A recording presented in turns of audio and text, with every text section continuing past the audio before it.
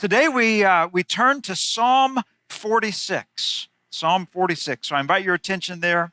A psalm that I think will be familiar to many of us, and one that, in fact, we've already considered in the opening song this morning as we were singing Psalm 46, even as we began our time together.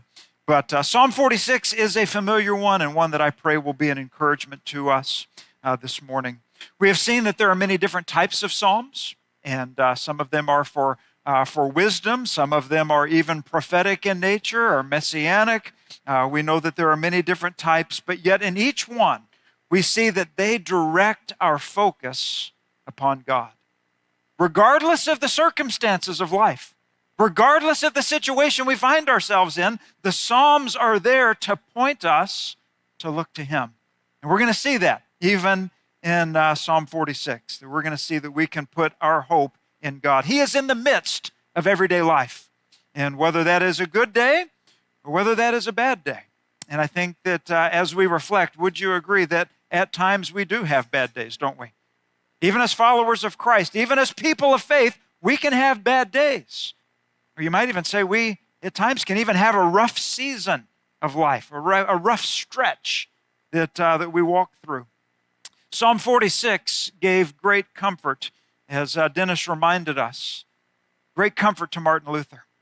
During the days of the Reformation, he endured much conflict. He endured adversity. And after standing up to the established church, he found himself in poor health. In 1527, numerous health issues. He had heart problems. He had dizziness. He had this ringing in his ears that was causing great pain. During the time, the dreaded Black Plague was spreading through his country. His house had been transformed into a hospital to care for the sick and the dying. His own 1-year-old son, Hans, was desperately ill. His wife, Katie, was pregnant with their second child. Depression began to sink in, and Luther found himself seeking refuge in the Lord like never before. And it was Psalm 46 that spoke to him in that season of life. It provided strength for his soul. And so if you're following along in our outline, we've been making that available on the church app. You'll see there at the beginning a summary statement for our time. In Psalm 46, we have a majestic proclamation of our God, who is an all-sufficient refuge, even in our most difficult days. So today may be one of those days where you bookmark a psalm for something that may take place in the coming days. Psalm 46 may be one that brings about a memory of an event or a season that you walk through, and you can resonate with Psalm 46 as you remember the Lord giving you strength or being your refuge. Or maybe today Psalm 46 is a psalm for today. Maybe it's meeting you at a point in life where you need the reminder of God's faithful presence. When Martin Luther wrote the hymn that we started off our time with, A Mighty Fortress, a literal interpretation would be something like this: a sure stronghold our God is He, a timely shield and weapon. Our help He'll be and set us free from every ill can happen. And that, of course, is the hymn that we know, of course, worded a little differently. But the main point being that He alone is our refuge. It's not people, it's not possessions, it's God alone who is sufficient. And that's why we can agree with the song that says, "Let goods and kindred go, this mortal life also. The body they may kill, God's truth abideth still. His kingdom is forever." And so that as fellow Christians, we know that times of difficulty can come. Sometimes God does remove the adversity. We know that. We see that. But we know at other times He allows us not to escape it, but to endure it. And just think, when you walk through a season like that, what is it that you learn about God? What is it that you see about his faithfulness that you might not have picked up on when the days were going well? You see, it's during those difficult days that our faith is strengthened. Our love for him is deepened. One of the commentators, H.C. Leupold, said this: few psalms breathe the spirit, he calls it sturdy confidence in the Lord in the midst of very real dangers as strongly as this one. So let's reflect this morning upon Psalm 46. You'll notice there's an inscription there at the beginning, and these inscriptions, dedications of the Psalms go back as well, and it reads, for the choir director, a song of the sons of Korah, according to Alamoth. And so as you think about this ancient song, Alamoth meaning probably a melody, probably a way in which this psalm would have originally been sung. But the name Korah may jump out at you. Do you remember Korah from the days of Moses? He led a rebellion against Moses in number 16. And God opened up the earth, and Korah was punished. The ground swallowed him up. Now, he did have his sons and some descendants who survived, and they went on to serve the Lord in the tabernacle. Many generations later, the prophet Samuel would come through this line of Korah. And of course, we now see that this psalm, as well as about 24 others, were written by his descendants. So even before we jump into the heart of the psalm, we see that God is a redemptive God, even working through the descendants of one who at one time opposed him. But we see, first of all, this morning that God is a refuge who protects. Look at verse 1 with me. God is our refuge and strength, a helper who is always found in times of trouble.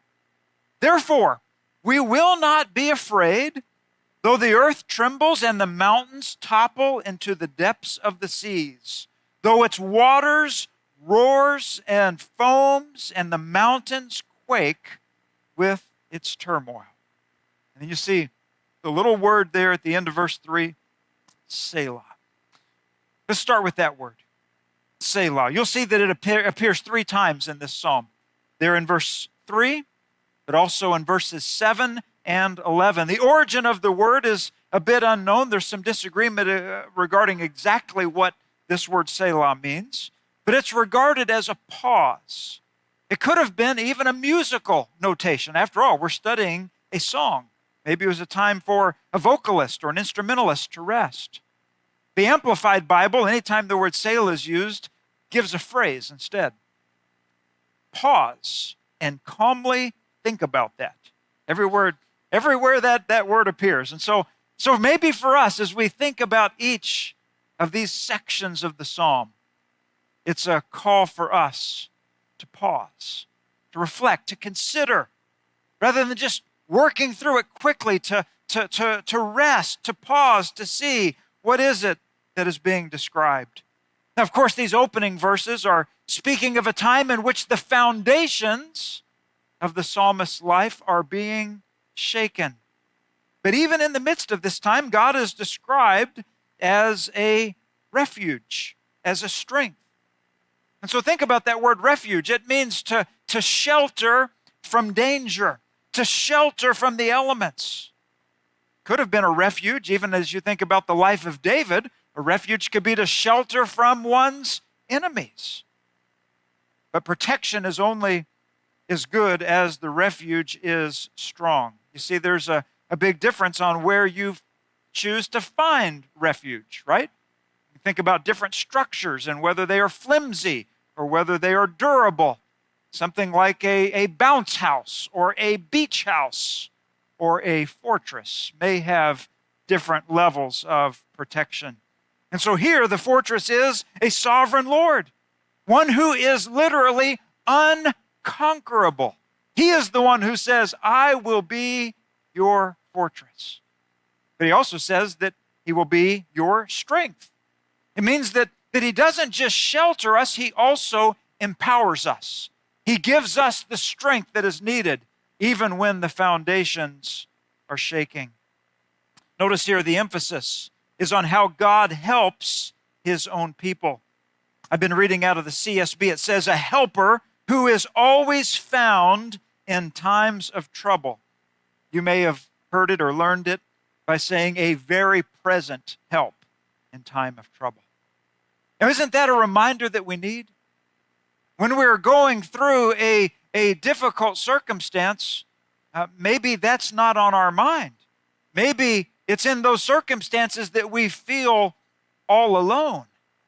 And yet, right here in Psalm 46, it's another way of saying that ancient promise that Moses and Joshua and David, that the disciples and even the New Testament church heard over and over and over again repeated. What was that? I will be with you. Even Emmanuel, God with us. This is coming through yet again. A helper who is always found in times of trouble. So as we move through these verses, notice the two kinds of help. The first is a refuge that shields, and the second is a strength that empowers. And with that being stated by the psalmist, what is the response? When you are able to capture that description of God, how does it move you? Look at verse 2. Therefore, we will not be afraid. Now that's a bold statement, isn't it? A bold statement of confidence, of courage. That even though the foundations are shaking, it's not fear that's present. There's confidence in the Lord. One commentator said this truth, when it settles in our hearts, gives unshakable courage. What kind of courage? A courage that can withstand the crumbling of the mountains around us and the sea welling up on top of us. Now I know that those are words that the psalmist used to describe what his life was like. Probably wasn't literal mountains crashing into the water. But let me ask you for a minute. Is there a season or an experience that you've gone through in this life where that would be an apt description? We could say it very much felt like these stable mountains, these mountains that looked like they could never be moved, began to crumble. The waters began to surge and to roar and to foam. You see, it's in that backdrop that the follower of the Lord is able to experience something that the rest of the world may not fully even be able to understand, and that is the Lord's presence. When our mission team was in Ireland this last week, we had the opportunity on Thursday night to hear Pastor Tim's mom be interviewed. In fact, she and Pastor Dom together were interviewed at a sister church because she has recently gone through a 2-year battle with cancer. She'd been through chemotherapy and radiation and surgery, and many of you also have been through something like that, or you've had a loved one that has dealt with that. And so a sister congregation said, we'd like for you to come over and we'd like to interview you just to hear a story of faith, some words of hope that could come even against the backdrop of something like that. And she gave remarkable words of faith just to be able to speak about how she knew the Lord was with her. In fact, she made a statement, and I'm paraphrasing. I wish I could quote it. I really wish I could quote it with an Irish accent. And even with all my practice, I just couldn't quite get it. But anyway, I will say, she said that she experienced the presence of the Lord in a way that she had only experienced in difficult times. And some of you know exactly what she's talking about. You know that He is with you. You know that He is carrying you. You know that He hasn't left you. And then the interviewer also spoke with Pastor Dom and said, you've been walking alongside. You've been the caregiver. You've been witnessing and watching all of the treatments and being a part of it. What has it been like for you? And again, he gave just an incredible testimony. He even used, like he demonstrated with his hand, just the feeling of being in the grip of the Lord, being cared for. And it was really just a moving testimony. And in the midst of that, he talked about a man that he met in one of the hospitals who was also in a waiting room waiting for treatment, and how the man came out of his treatment and he was done. He said, "I'm not doing any more of this. I just can't." And rather than just letting the man sit, he went over and sat down next to him.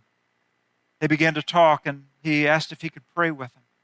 And so we are mindful, aren't we, that we have a shared experience to one degree or another of suffering.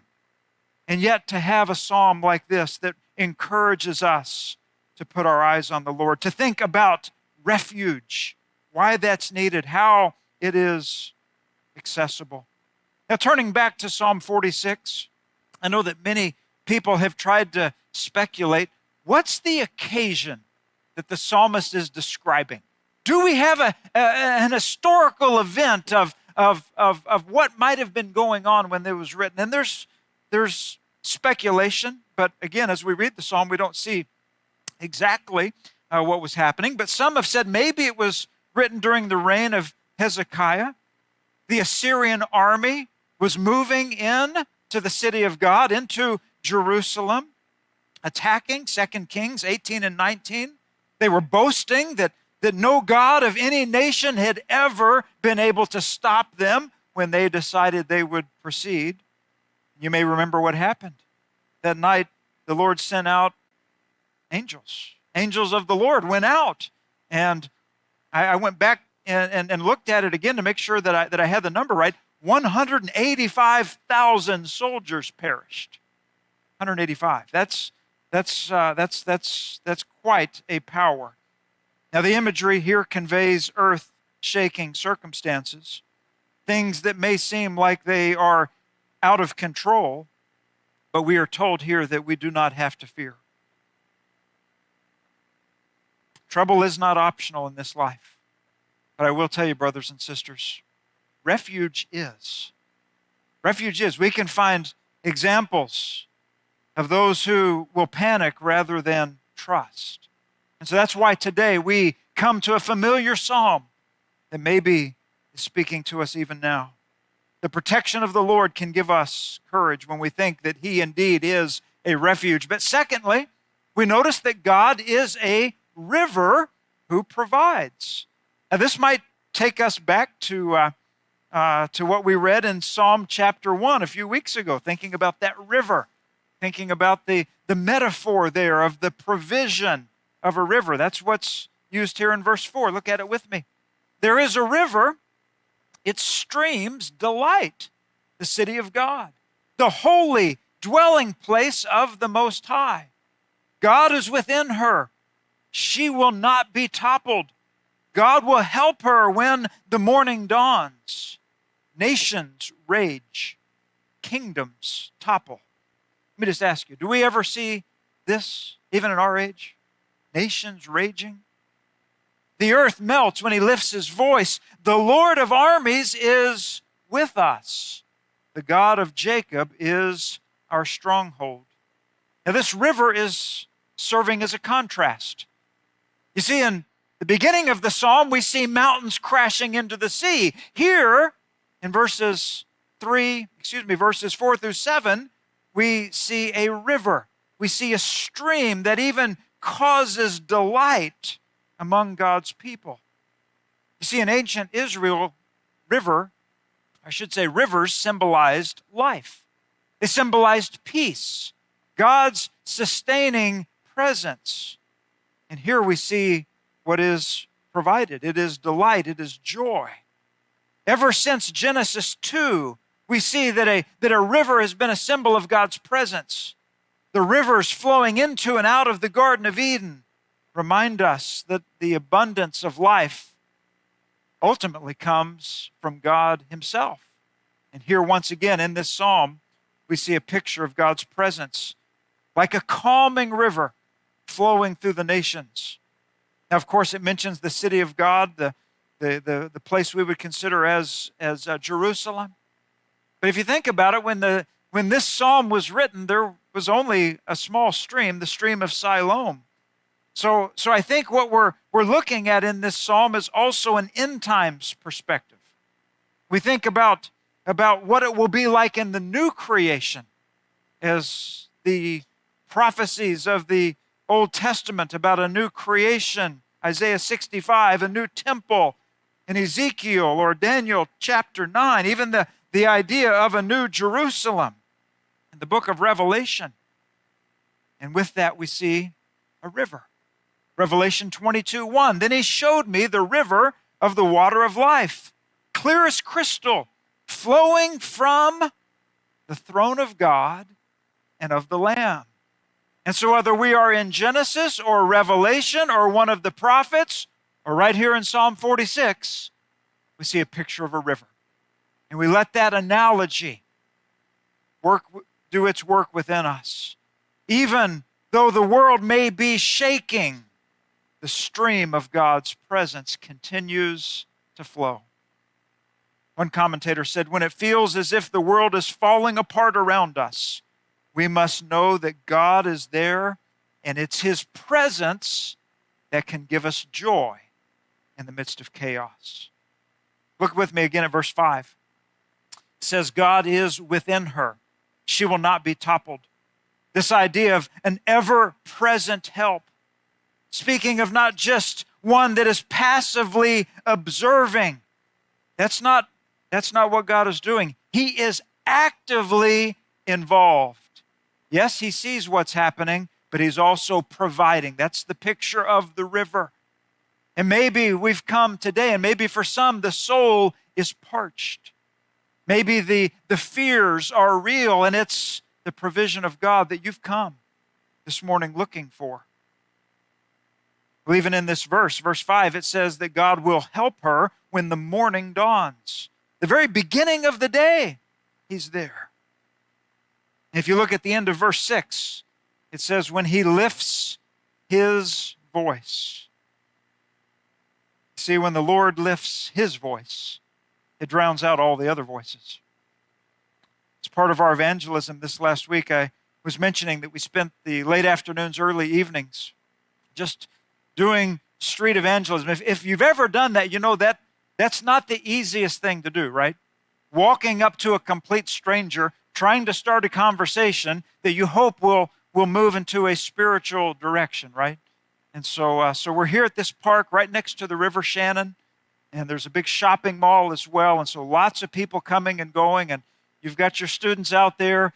They've got tracts in their pockets. They've got the desire to try to converse with people that are there, and so we broke into groups, and two of us, four of us, walking and talking with people, and on the second night down by the river, there was a lady that was sitting on a park bench, and the person I was with, we stopped by, and one of the tracts that we had, the cover of it said, "What is the meaning of life?"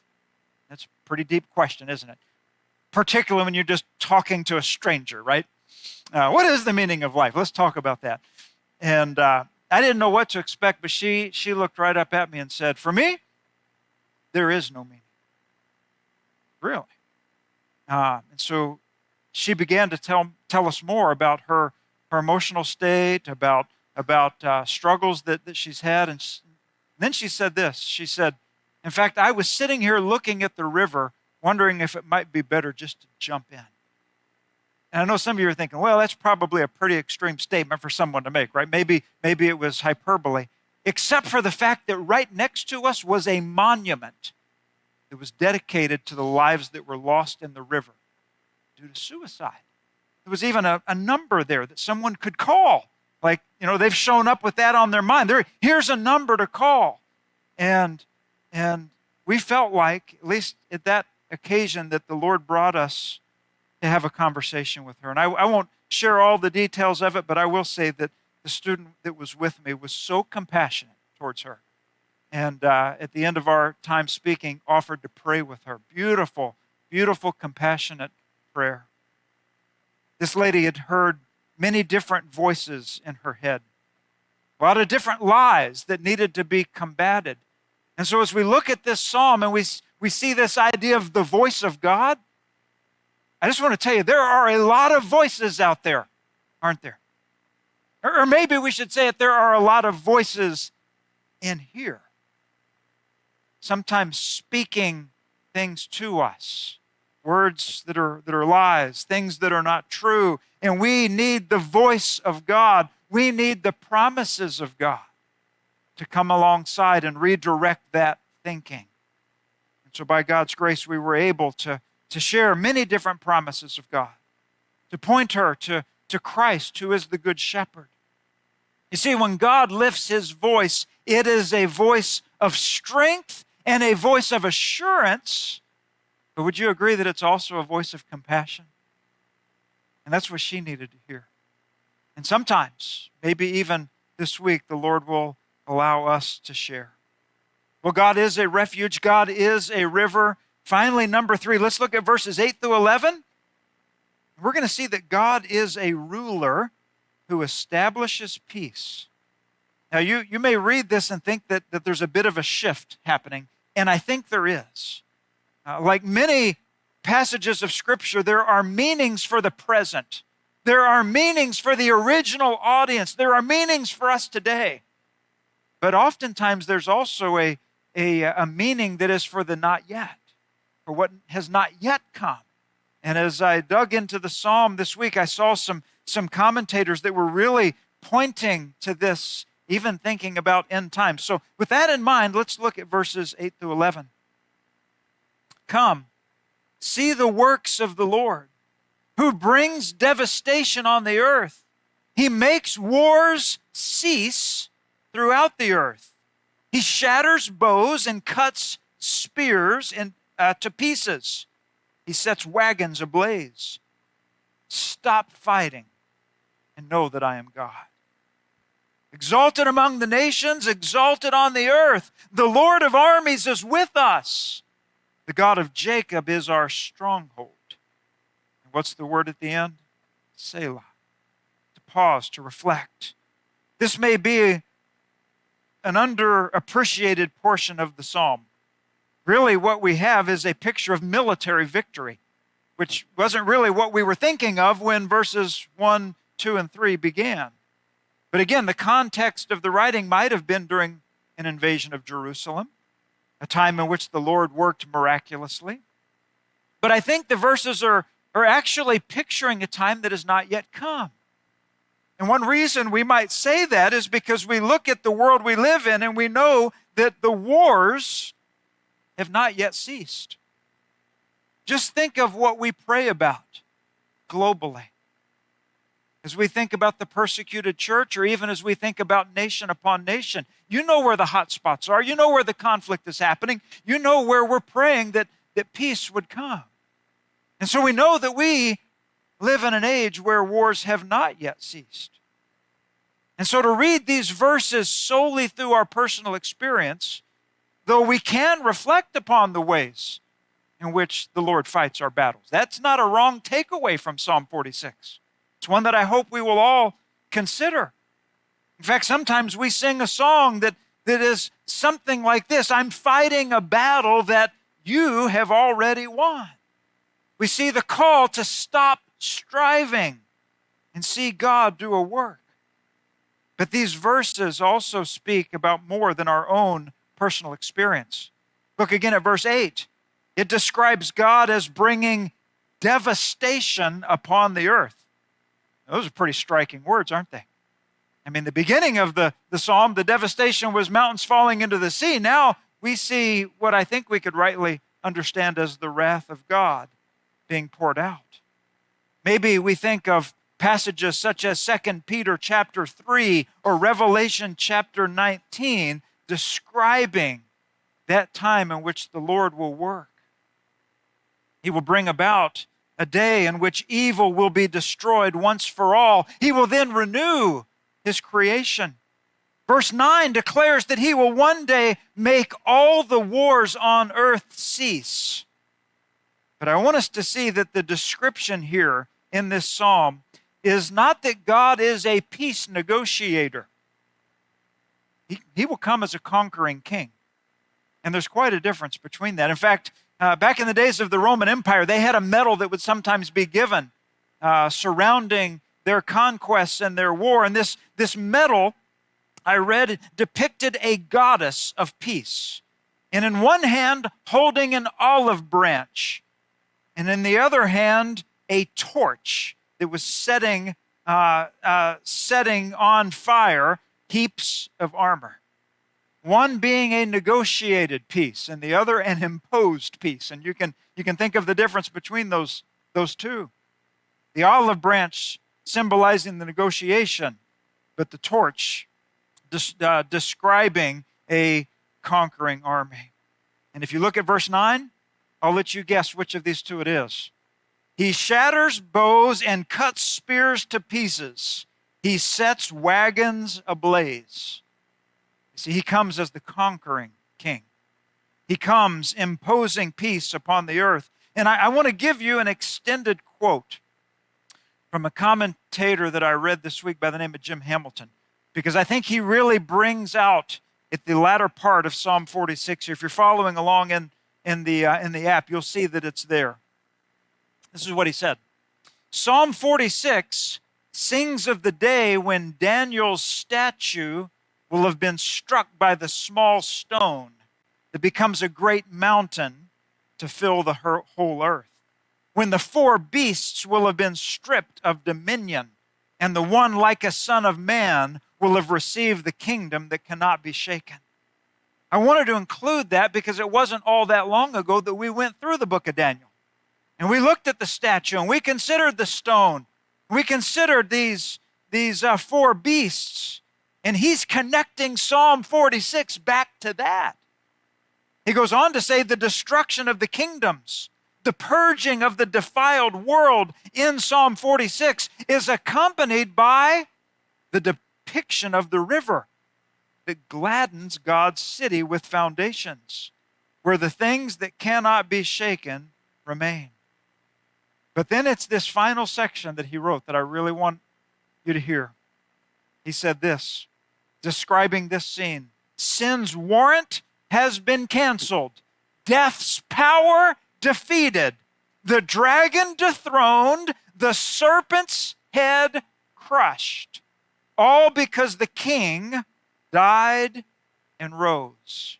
And Psalm 46 sings the day when he will establish his reign, put an end to war, burn its implements, remake the world, wipe away every tear, restore his people to life, glorify their bodies like his own, bring them to the river, and let them eat from the tree of life that stands on its shores. Brothers and sisters, let me ask you, do we not long for that day? We desire to see that come about. And yet we know that for today, you and I, we still live on an earth that trembles. Notice verse 10.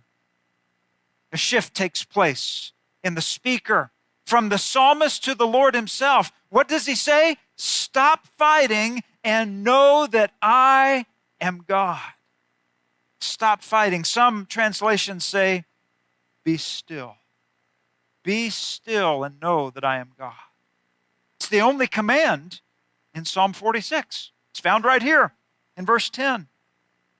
After affirming the Lord's protection and presence, the Lord now commands us to do what? To stop. I don't know that there's too many places in the Bible where that's really the takeaway, right? There's the word of application. Stop. Maybe that's why Selah was repeated 3 times. Pause. Reflect. In the context here, I think it's telling us, lay down your arms. Acknowledge that God is the one and only victorious God. Maybe there are some battles that you're facing. Maybe it's a redemptive call to know God personally.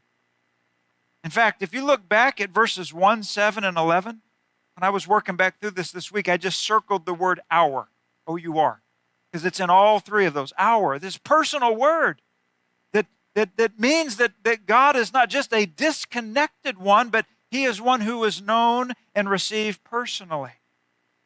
And who is this God? Who is the refuge? The answer is with the names given to us in verse 11. The Lord of armies is with us. The God of Jacob is our stronghold. Two names there. The Lord of armies and the God of Jacob. The Lord of armies is Jehovah Sabaoth. Or as we sang, I think in verse 2 of A Mighty Fortress, it said, Lord Sabaoth. We read that and we think, well, that sounds like Sabbath, doesn't it? The Lord of the Sabbath. Well, that's not what it means. It means the Lord of the armies. The Lord of the eternal heavenly armies. The Lord over all earthly armies as well. The Lord of armies. You may remember 2 Kings chapter 6. City of Dothan, surrounded. The prophet Elisha ministering. Syrian army about to attack. And the servant of Elisha asked in verse 15, what shall we do? And Elisha prayed that the servant would be able to do what? Do you remember? To see that heavenly army that was surrounded. See, that's Lord Sabaoth, the Lord of armies. Elisha said, don't be afraid, for those who are with us outnumber those who are with them. Isn't that a great reminder for us? Greater is he who is in us than he who is in the world. Martin Luther said it like this, did we in our own strength confide, our striving would be losing. That's why we have to stop. That's why we have to be still. We sang earlier, we're not the right man on our side, the man of God's own choosing. So I was to ask who that may be. Christ Jesus. It is he.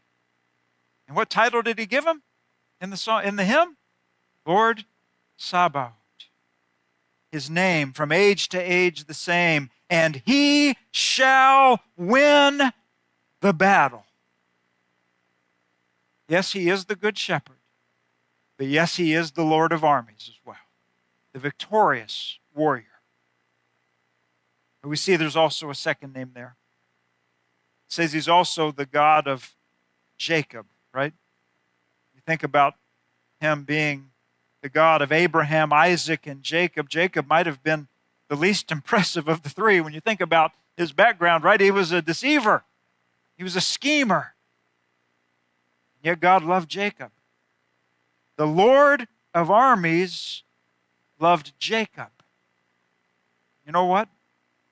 That gives us all some hope, doesn't it? Gives me hope. It's not about what we've earned or deserved. It's about his compassionate love upon us. It's amazing. But this God, this Lord of armies, can be your God too. Where does it begin? By trusting him as your Lord and Savior. By coming to him, receiving the free gift of eternal life.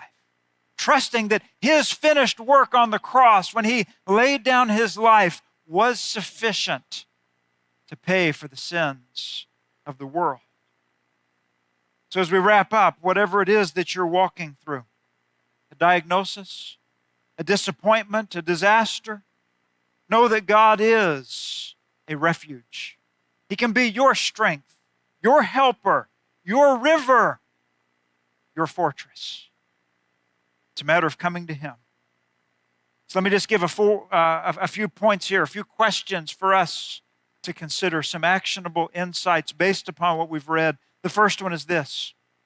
Where do you typically run for refuge when the storms of life come? Where do you run to? Some people run to a bottle. Some people run to something else that would numb the pain or distract. You know, we have read that we can run to a refuge, an all-powerful one. Where do you run? Number two, how have you experienced God's presence in a season of chaos? Can you reflect as Miss Carol did? Can you reflect looking back at a season and knowing that God carried you through? Number three, what are the wars in your life that God is calling you to surrender? Where is he telling you to be still or to stop? Reflect upon his activity. And finally, number four, how can you be still this week and trust in God's power instead of your own?